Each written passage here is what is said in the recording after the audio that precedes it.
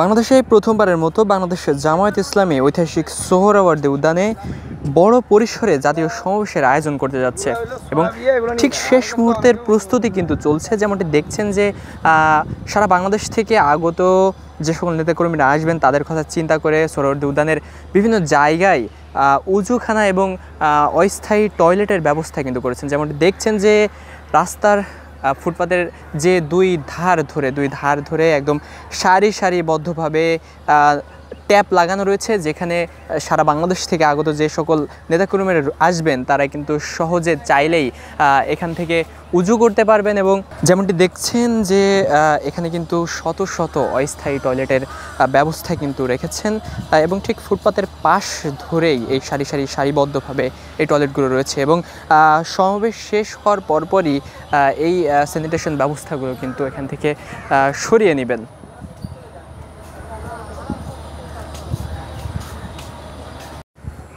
দর্শক, যেমনটি দেখছেন সামিয়ানার মাধ্যমে এখানে কিন্তু অস্থায়ীভাবে টয়লেটের ব্যবস্থা করা হয়েছে।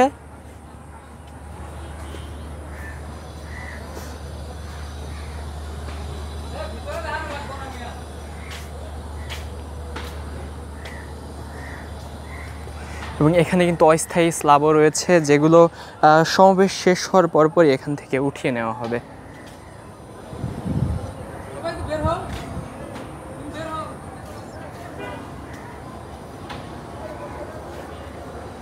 বাংলাদেশে কিন্তু এই প্রথমবারের মতো বাংলাদেশের জামাত ইসলামী এত বড় পরিসরে জাতীয় সমাবেশের আয়োজন করতে যাচ্ছেন এবং এই সমাবেশে সর্বস্তরের ব্যবস্থা কিন্তু তারা রেখেছেন। তার ভিতরে অন্যতম একটি হচ্ছে উজুখানা এবং টয়লেট ব্যবস্থা।